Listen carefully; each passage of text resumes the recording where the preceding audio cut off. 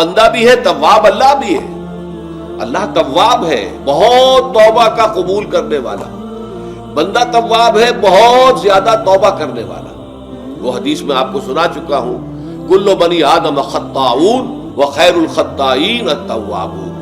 تمام بنی آدم نہایت خطا کار ہیں، گناہ گار ہیں، غلطیاں ہوتی ہیں، خطائیں ہوتی ہیں، لیکن ان خطا کاروں میں بہتر لوگ وہ ہیں جو بہت توبہ کرنے والے، رجوع کرتے، پلٹتے ہیں، ان میں پشیمانی پیدا ہو جاتی ہے اور وہ اللہ تعالیٰ کی جناب میں رجوع کرتے ہیں، تو وہ تواب ہیں، بہت زیادہ توبہ کرنے والے۔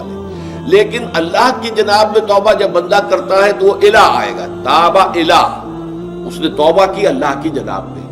اللہ توبہ کرتا ہے یعنی اللہ تعالیٰ جو ہے اپنی نظر شفقت اور نظر رحمت جو پھیر دی تھی اس نے کہ ایک بندے نے گناہ کیا ہے، میرے حکم کی جو ہے خلاف ورزی کی ہے، معصیت کا ارتکاب کیا ہے، تو اللہ تعالیٰ اپنی رحمت اور شفقت کی نگاہ اس سے ہٹا لیتا ہے۔ لیکن جب بندہ توبہ کرتا ہے تو پھر اللہ تعالیٰ بھی رجوع فرماتا ہے اور اپنی شفقت اور رحمت اور مغفرت کے ساتھ بندے کی جانب متوجہ ہو جاتا ہے۔ لیکن وہاں تابہ اعلیٰ آئے گا، تب علینا، اے پروردگار ہماری توبہ کو قبول فرما، وہ الہ کے ساتھ آئے گا۔ ہم جب توبہ کریں گے تو وہ الہ کے ساتھ آئے گا۔ تو یہاں فرمایا توبو الی اللہ، اللہ کی جناب میں توبہ کرو، پلٹو، رجوع کرو، اور توبۃ نصوحا، خالص توبہ۔ اس کی جو وضاحت تھوڑی سی میں ابھی کر چکا ہوں کہ خالص توبہ سے مراد کیا ہے۔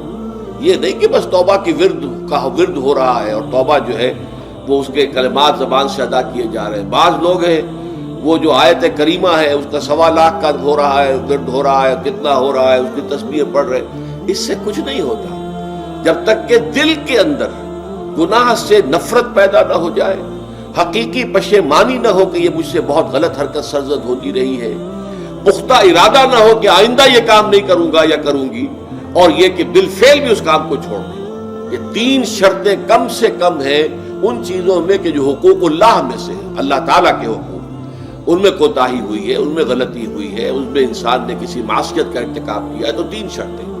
حقیقی پشیمانی نمبر 1، جس کے لیے میں نے اقبال کا شعر آپ کو سنایا تھا جو بالکل نوجوانی کے دور میں انہوں نے کہا تھا، اور کسی، اب میں نام بھول رہا ہوں، کوئی بہت بڑے شاعر تھے، استاذ تھے، اساتذہ، استاذ الشعراء، انہوں نے کہا تھا کہ میاں صاحبزادے اس عمر میں اور یہ شعر اس قدر اونچا شعر ہے کہ موتی سمجھ کے شان کریمی نے چن لیے قطرے جو تھے میرے عرق انفعال کے۔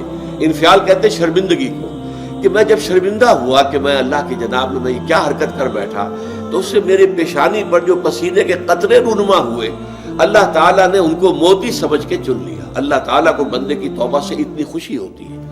وہ حدیث بھی میں آپ کو سنا چکا ہوں کہ تم اندازہ کرو، ایک شخص ہے کہ جو ایک ریگستان میں لقودق صحرا میں سفر کر رہا تھا، اس کا ایک اونٹ تھا جس پر وہ سفر کر رہا تھا، اسی پر اس کا جو بھی راستے کا کچھ کھانا وانا تھا، خوراک تھی، وہ بھی، اس کی پوٹلیاں بھی تھیں اور پانی کی چھاگل بھی بندھی ہوئی تھی۔